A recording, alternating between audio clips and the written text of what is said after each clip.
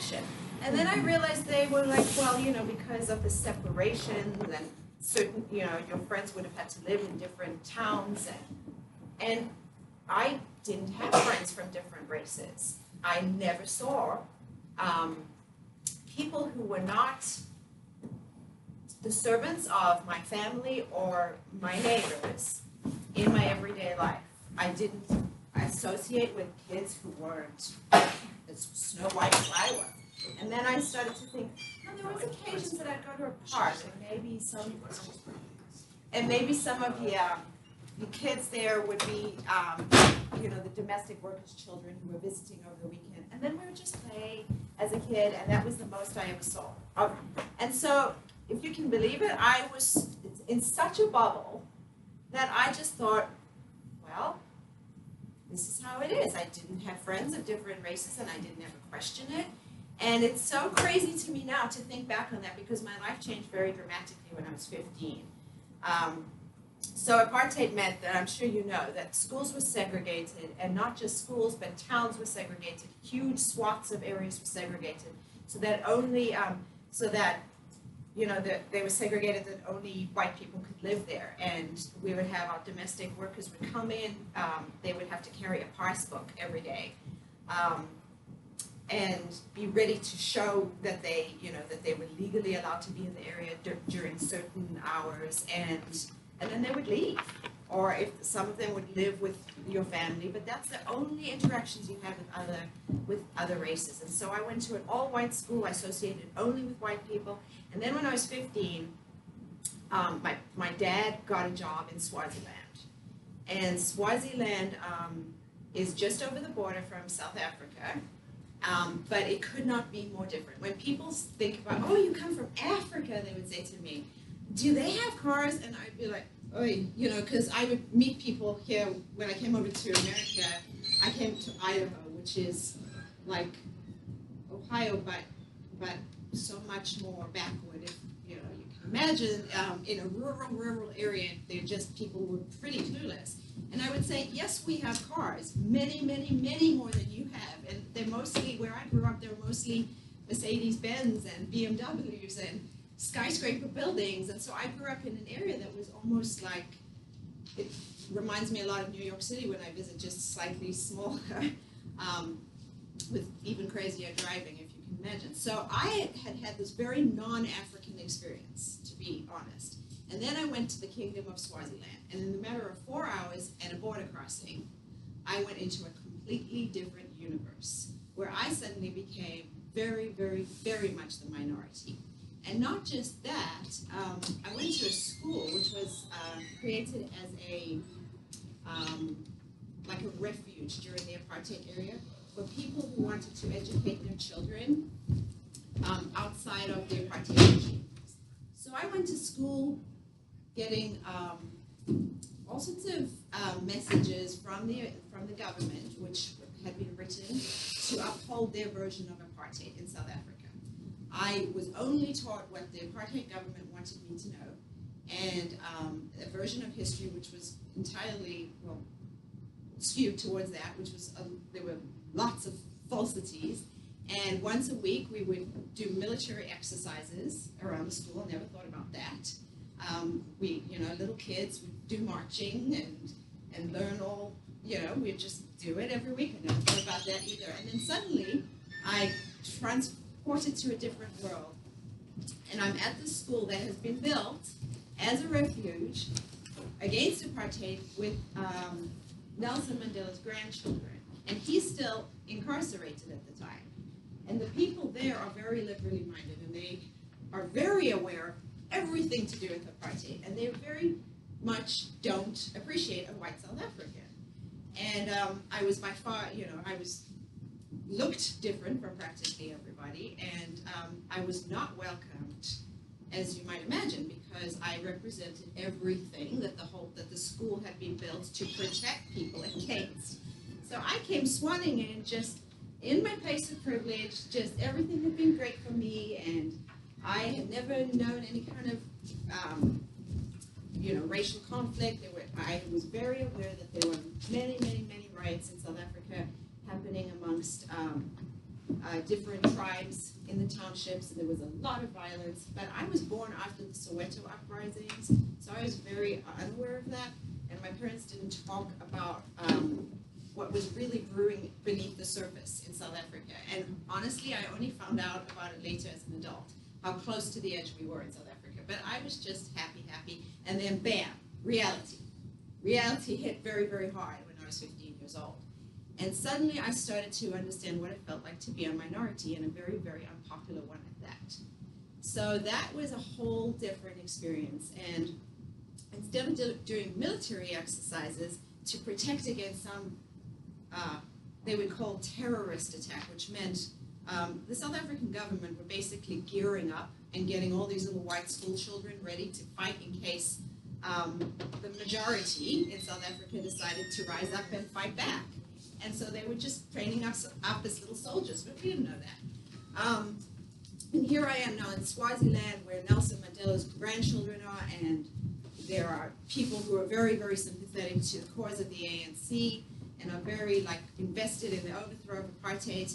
And I represented all the bad things. And at 15 years old, that's intense. It's a lot.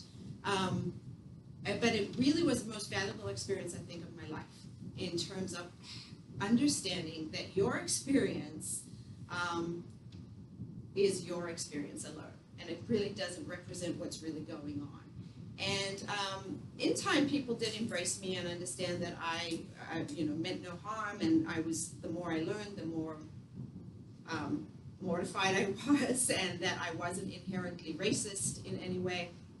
My parents had been extremely liberal in South Africa.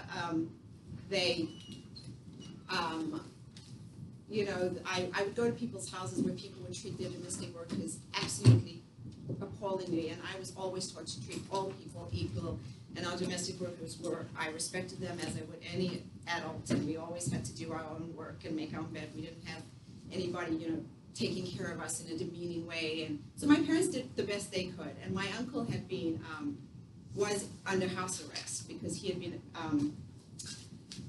been publishing in his publishing company anti-apartheid literature. So that the South African government had dealt with him the way they deal with white people, which is to put them under house arrest. They would incarcerate or beat up or kill black people who did similar things, but he was in his lovely, beautiful home in a leafy green neighborhood, but he was still under house arrest. We would go and visit him.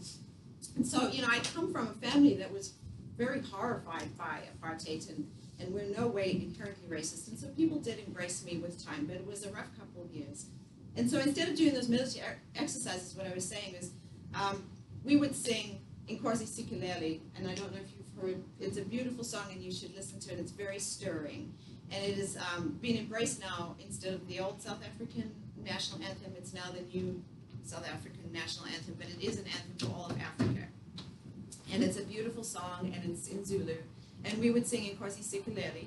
And then at the end, there was a war cry led by Mandla Mandela, who was Mandela's grandson. And he would say, Amandla! And then all the people would raise their hands and say, Owetu, which meant power to the people. And it was a very stirring but somewhat intimidating thing when I came in and saw all these people who were like, we got to take them down, teachers, principal, everybody was like, South Africa's got to change. And I'm like, hi. So this very, very sharp contrast. But it was such a blessing to me because now I'm aware of just everything in life that, in terms of my health. My experience, just because I'm lucky to be healthy right now, isn't everybody's experience. Or my my marital situation, or my having children, whatever. I'm just so aware of my experience is unique to me. And I think often people just go through life assuming that their experience is the same as everybody's. And so that's been an incredible gift to me. But I don't want to talk anymore. I'd really be without having questions, because I really want to answer what you want to hear. So let's throw it over to that. All right. So if anybody has any questions, if you just want to shout out if you're at the other locations, or if you want to raise your hand if you're here at Wait. I know you guys created some yesterday, so you got to have some questions. Joe sent me some, Mr. Boyle sent me some, so I can address some of them. If you like it. Does anybody have any here you want to ask her? I'm putting Ethan on the spot because Ethan sent me a good question. Yeah, I see your face. Ethan, give us a question, man. Let me pull him up real quick. Sure thing.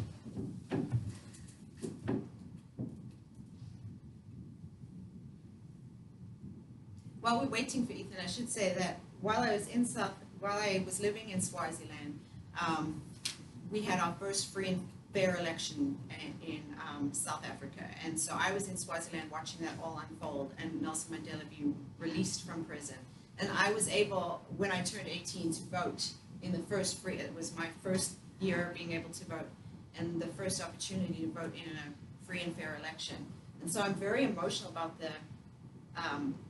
the privilege that it is to vote, because I saw people in lines for days. They would walk for days to be able to vote for the first time. 90-year-old women standing in the sun, you know. And when I see people not voting here, I get really, really sad. So that's my plug for voting. Yeah. Okay. Go ahead. Go ahead, man. Okay, so one of my questions was there any area, like safe areas that you needed, like if you needed to be like safe, that you could go? As a Black South African, are you saying? Because I was safe. Oh yeah, yeah. Not really. No, that was the whole horror of the thing. You know, if you were gathering as a group talking about apartheid or trying to or doing anything, you were in a lot of peril. I don't know if you guys have heard of Trevor Noah. He is a very funny comedian. He is on The Daily Show, and I recommend following him. But he has written a book, and it's also it's a comedy sketch as well. And it's called Born a Crime. And his mother was married. She was a Black woman married to a Swiss man who had been visiting South Africa, and they got together, and he resulted. And a Black and white person procreating or being together at all is illegal. So Trevor himself said, "I was born a crime. I was indicative of a crime having been committed." And so he said, you know, I would walk down the street with my mom and my dad, and suddenly, you know, you would see a cop, and my mom would drop my hand like, "He's not mine," and my dad would cross the street, and he was like, "Wait, who do I belong to?" But you know, I mean, I'm laughing because of the way he puts it, which is very humorous, but it's horrifying. I mean, you were not safe in any way. As a white South African, I was not safe from crime. Crime was extremely rampant there, and I grew up in a very much aware. I used to carry a panic button around the house because there were so many break-ins, and they were very, very violent, and we had huge walls and alarm systems and all the things. But in terms of, you know, people who were escaping the apartheid regime, no, they weren't. There was no place you were perfectly safe, which is why Swaziland became that refuge. But you had to leave your country, and there wasn't much of an economy there. So, yeah, good question. Anything else? I know Michaela and Anne Marie, you guys had some questions. You want to ask her one?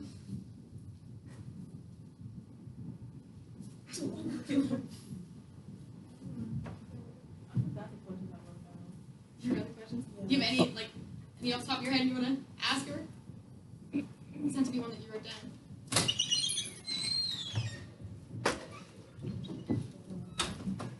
Can I ask a question? Yeah, of course. Your familiarity at the time of living in South Africa with Desmond Tutu, and of course your family also, what their impression was of what he was attempting to do in South Africa at that time. You know, he was dimly viewed by people, which is strange. But yeah, people were not, the white community were not a fan. They thought he was rabble-rousing. That's all I remember as a child, that Desmond Tutu was not synonymous with, wasn't considered to be a great guy because he was causing trouble. That is all I remember. Of course, he became greatly revered later on by most people, and most people changed their minds. It was amazing to see how many people became, I don't know how much you guys have covered how remarkable it was that transition was bloodless. that there was no civil war in that transition. That is a miracle, and nothing short of a miracle. And how so many white South Africans who were grown and had grown up under the apartheid regime changed their perspective so dramatically in such a short time, and just embraced people as much as they could as equals. And that's so much thanks to this man, Nelson Mandela. He was so intelligent, and so he wanted no revenge. And that's how you do it. And somehow he took people who had been horribly, horribly oppressed and abused and persuaded them not to respond with anger and revenge. That is amazing. That's once in a lifetime, any of our lifetimes, somebody will manage to do that. So he was a remarkable man, and people like Desmond Tutu were also sort of brokering peace and common ground. But if you guys get a chance, if your teachers don't show you Invictus, or you get a chance to read the book or watch the movie, please do. Because Nelson Mandela used the power of sport to bring people together. And he realized that there's nothing a white South African loves more, a Boer, as we call it, an Afrikaner, who were notoriously racist, and still are to this day, many, than rugby. They there's God, country, and then rugby. And he somehow managed to broker peace and common ground through the Rugby World Cup that was held in South Africa shortly after he became president. So watch that, because it was so creative, so controlled, and for a man who lived in a small cell for 27 years, to come out of that and missed his children's childhood and missed everything, missed most of his adult life, and had his body and his health destroyed while he was incarcerated for that cause, and had lost his marriage. His wife was very traumatized while he was in this. She didn't turn out to be the best person, but no judgment, because I can't imagine what she went through. But everything, he had so much reason to be bitter, and he chose not to be, and that is how South Africa survived that transition. It was amazing. So, yeah. You guys think of one? Got me over there. Luckily, I'm looking at the questions you submitted, so I'm going to pick on people individually. Judah, you had a really interesting question about gender. Do you mind asking that?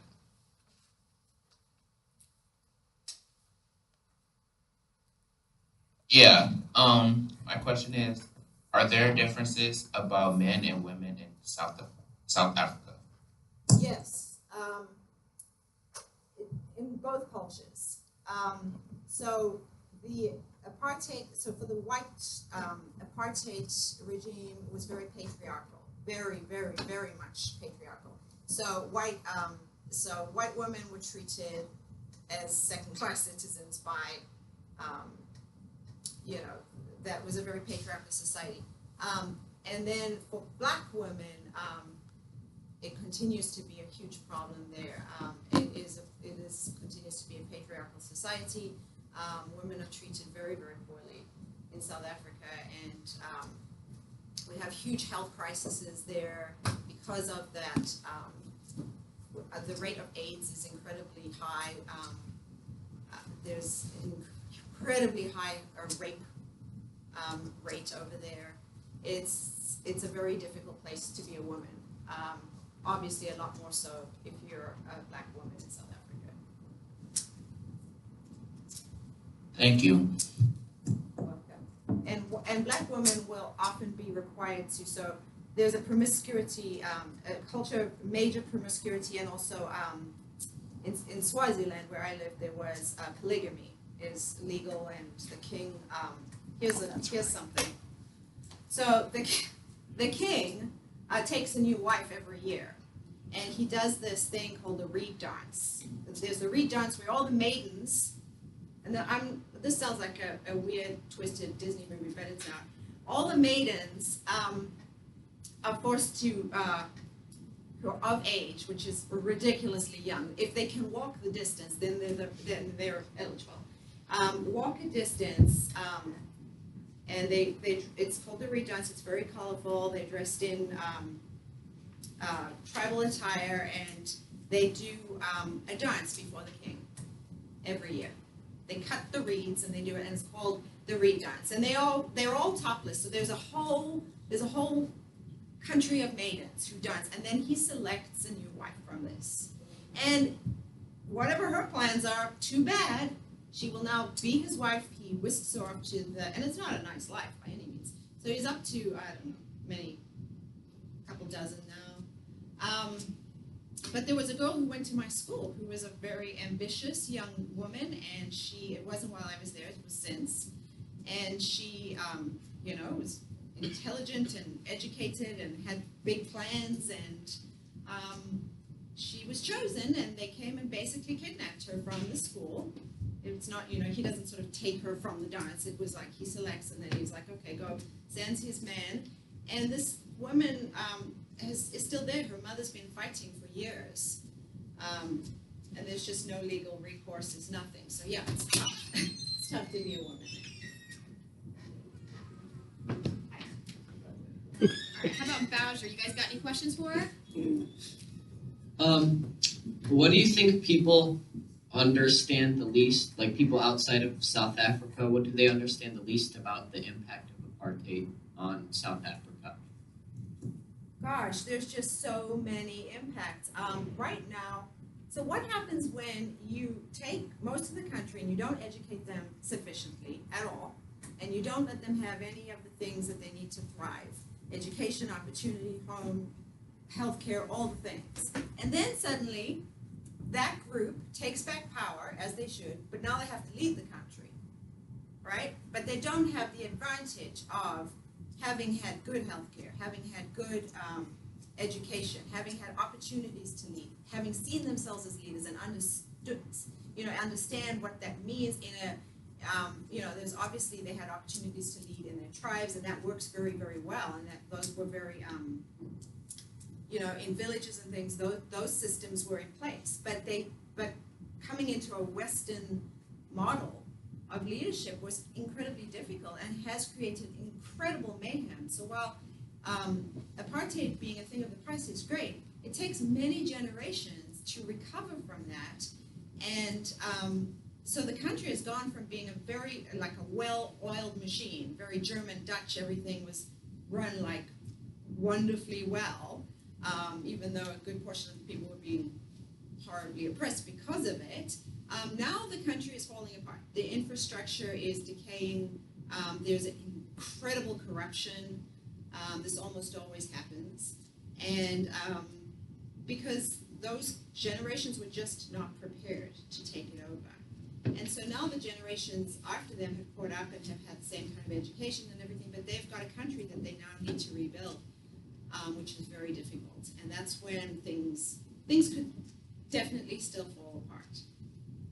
So there is very, very long-lasting scars, and you can't do that to people. You cannot oppress people and treat people like slaves, like subhumans, for generations and generations, and then pass over power, and then go, okay, we've done all right by you now, everything's great. That just is not how it works. There are always repercussions, and they will be lasting, and South Africa may never be, what it could be because of that. I want to jump in on that real quickly, just to preview something that we hopefully will talk about next week, or I'm sorry, the week after. Democracy is more than voting, right? Democracy is more than just have a vote and count a bunch of votes and whoever wins. Okay, I guess we're a democracy now.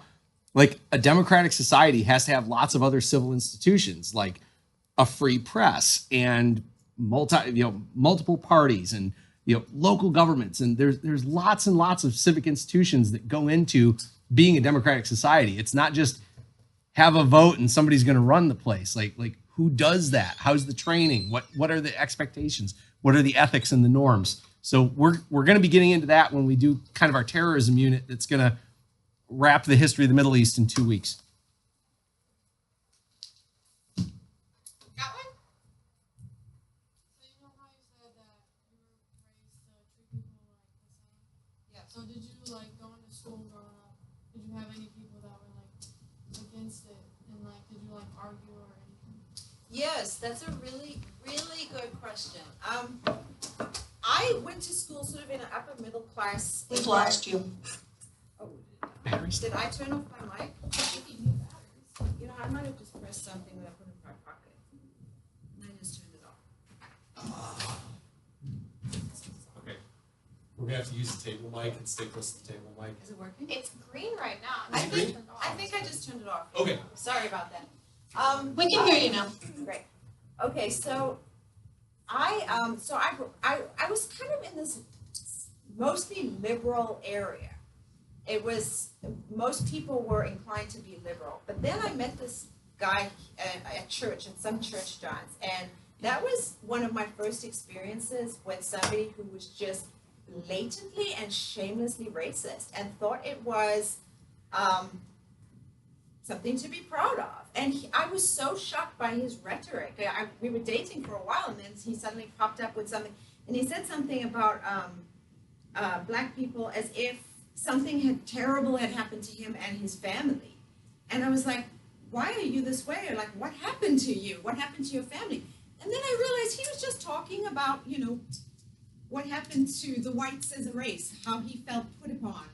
And I was so stunned that the apartheid, the really toxic apartheid rhetoric had really, really penetrated into this guy's brain. And his family had encouraged it. And that was my first real blatant exposure to it. And yeah, I was horrified. I was so shocked. And I just realized it was just a matter of complete ignorance. He had been taught that you know, these people had done his, I didn't know how he could look around and see his circumstances versus their circumstances and equate it, but somehow, so we didn't last long as a couple, but yeah, that didn't happen a lot at school. I had mostly liberal friends, or they hid it well. It wasn't socially acceptable to be racist at my school. But we didn't ever have to really put it to the test, did we? Because we weren't around black people very much, so. Because I know a really, really big question you guys had was whether or not you or anyone that you knew participated in any activism or any like protests. All right, thank you. So obviously, like I said, I was a child, and so no, and protests were highly illegal for the most part when I was growing up. But as I mentioned, my quiet protest, my uncle was disseminating and publishing anti-apartheid literature. So he was in protest all the time, and he was under house arrest for that. My sister, when she went into university, did a lot of quiet activism herself. And it was when I was in Swaziland that, yeah, you know, there was a lot of protests and stuff, but we were outside of the country at that time. So no, it wasn't, protest wasn't something that ended without a lot of bloodshed. In South Africa, as we know, I'm sure you've heard about the 1976 Soweto uprisings and that sort of thing. So it wasn't, you know, we see a lot of protests now in America, that sort of peaceful protests. It didn't happen a ton that I was aware of, but I was also a little kid, so. Demetrius, I know you had some questions. You want to ask her one?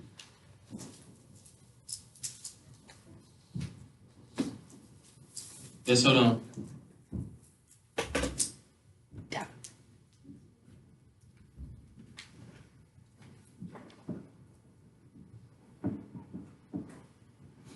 All my questions she already answered. Or do you have any new ones you thought about while she was talking? No. No? Anybody else have any?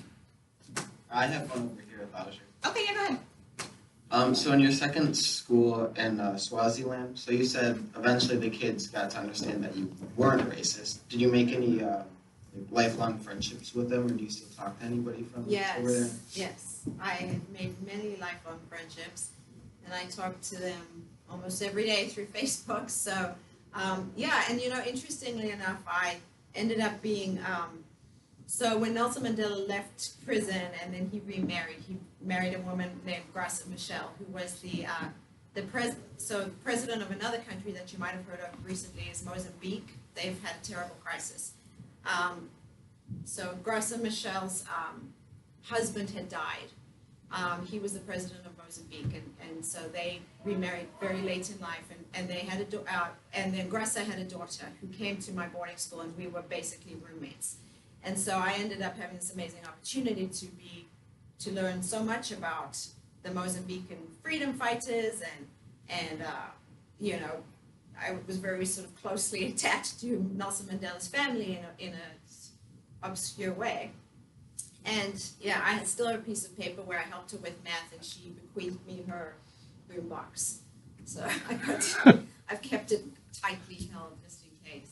So no, it's just it was a wonderful opportunity. I met people from all over the world. I had the most diverse experience I could from the most non-diverse experience, and so that was a real incredible blessing. And I'm still very good friends with all those people. Yeah.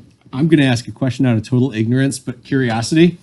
So the Mozambique conflict at that time, that was in the context of the Cold War, right? I'm not even sure. I'm so ignorant about that myself. Okay. But I do know that we would go to.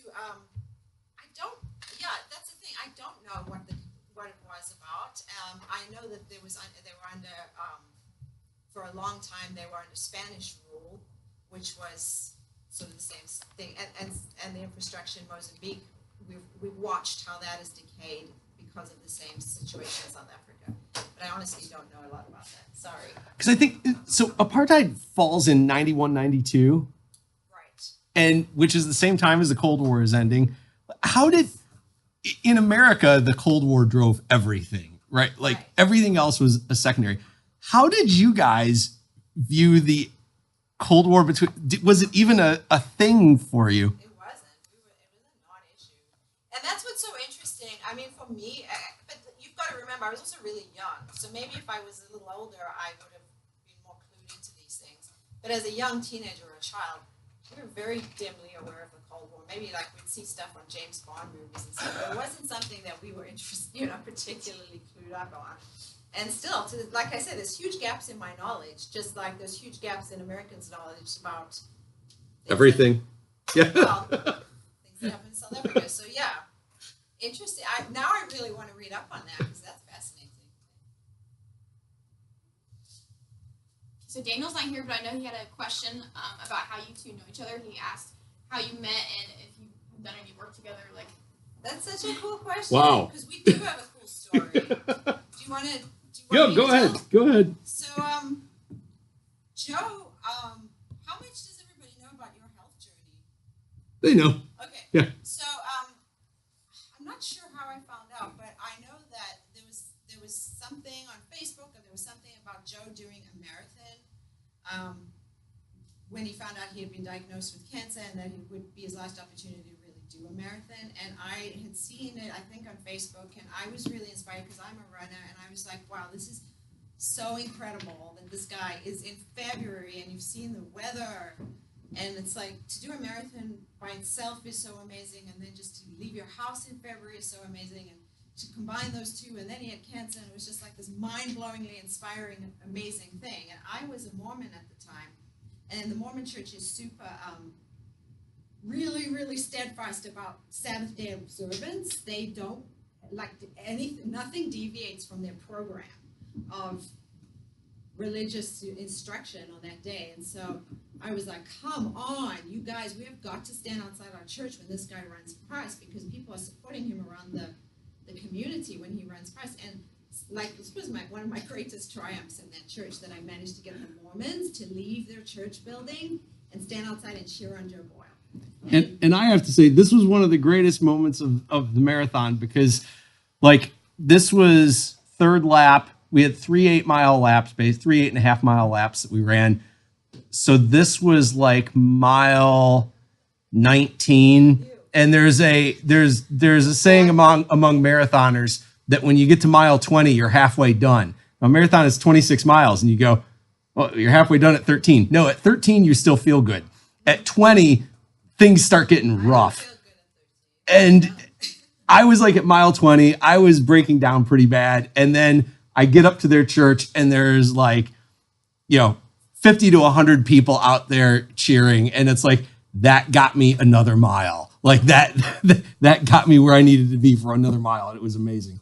It was amazing for us too. And so then I actually interviewed, I started a podcast years later, and I interviewed Joe on my podcast. He was one of my first guests. And it was one of the most amazing evenings of my life to have this discussion and find out the history of his life and how he's approached his illness. And yeah, it was an incredible experience. So I'm always very honored to be in his presence, and you guys should be too. You don't meet Joe Boyle again in a lifetime either. Her podcast is pretty amazing, and it's called Mental Notes from my minivan. And I believe we both actually recorded our parts from minivans that night because we were on a phone connection, and the only quiet place in my house with 3 kids is going out and sitting in the car. That's why I started, and I changed the name since then. It's been rebranded, but it was yeah. That's the reason I used to have to record it in my minivan because you don't get quiet spaces anywhere else. Devin, you had some questions. You have anything you want to ask her?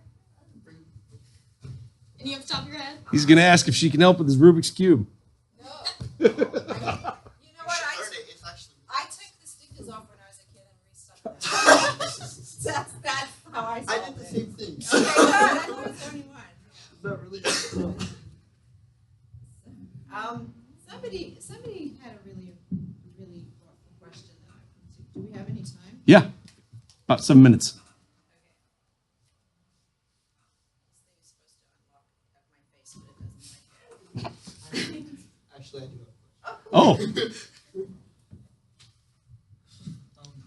For your podcast, do you ever speak about specific things, or do you just go and talk about other people's lives? You try to touch on current events, or just Both. there? Both. Good question. I have interviews with people, which has been really fascinating, and I talk about my own life quite a bit. I'm really invested in helping to destigmatize mental health problems. I suffer from complex PTSD because I was abused really severely as a kid and for most of my childhood. So I talk about my journey out of that and how as an adult I've worked with therapists and how you can be healed from that. So I talk a bit about that, but then I also interview amazing, inspiring people like Joe, and it's a mixed bag. I do talk about current events. I talk about one of the episodes was about when my family tried to immigrate to America, and they did it legally and all of that stuff, and then they were deported. And I talk about how this is my parents and siblings, and I talk about how that impacted us, and that came about when there was a lot of and there still is a lot of discussion about immigration over here and how it really impacted my family personally and was devastating to my family. And we had a lot more resources than the people who are struggling with that right now in this country. So it's a wide variety of things, but usually it touches on my own experiences. So this is a question of mine. How did you end up living in Bowling Green? Like, how did I you know do that? I know. I ask myself that all the time. My husband's cringing because I blame him all the time, and winter is tough every year because I come from a really nice climate, and it's not nice here. But so what happened was I was living in Swaziland, having a great time, and then my stepfather decided that it would be better for me to go to the small Mormon university in Idaho. And fortunately, that could have just been horrible, but my husband had come over to go on a mission in Swaziland, and I did not mess with the missionary man. I never noticed them, but he noticed me, and when we went back over, we were going to school at the same time, and we reconnected, and we had our South African and Swaziland experience in common, and we quickly got married and had 5 children and moved to California, and then he was transferred, or he got a job offer out here. So that is how the South African finds herself in Bowling Green, Ohio. We actually chose Bowling Green, Ohio because he doesn't work there, but it's the most diverse town in the area in terms of just opportunities. is to learn about diversity and we really like the fact that it's a college town. So that's why we live in Bowling Green. And I did notice you brought stuff with you. Is there anything you wanted to explain with that? Or? No, I brought this. I have this on display in my house. It says we are Africans, not because we are born in Africa, but because Africa is born in us. And it's sort of, it might sound like an obscure statement, but I do feel like everybody, South Africa is known as the birthplace of civilization and the cradle of civilization. I've been to the place where they found the first, human skull, and I just feel like, every single person I know who goes to South Africa, bar none, is touched by something, and they're like, there's a magic, and I will never ever be the same, and it's different from people who have a wonderful experience in Europe, and yes. It is just a visceral gut thing that once you go to South Africa, there's something that connects, and I think that for me, I use that as a reminder that I have been part of a country that has seen devastating, difficult things and has marched right through it. I have that in my blood, and I try to be the best part of that. I try to represent the better part of that, and I didn't do much during the apartheid era, but I try to do a lot now. And there's the same struggles. There are the same struggles in this country right now. If you think that it's not closer to South Africa in the apartheid era, then we are a lot closer to that than you realize. And maybe you do realize that, but a lot of kids just don't. When I gave this presentation in Bowling Green, people were just like mesmerized by the fact that racism was a thing. And just as I had been, as a kid. So, I remind myself that I have a responsibility because of what I was so lucky to witness in two different ways. And I try to do my best to be a voice where I can, because I continue to have privilege, against injustice, which exists everywhere. And to listen to people rather than talk at them, and to listen to what they need. I try very hard to do that. Like, what do you need, instead of telling them what they need. Yeah. Okay, so we have about 2 minutes left. Does anyone else want to ask any questions? You can ask for anything. Well, almost anything. I'm pretty open. Go for it. That always gets me in trouble. Oh, really? Yeah. There was one. I was just opening my phone and just to read the one question that I really did want to ask. We were wondering what you did here in Bowling Green. Okay, good question. 5 kids, I raised them, which is the toughest job I've done so far. And I am a personal trainer. And we're done. Say bye the bell. Yeah. Thanks, you guys.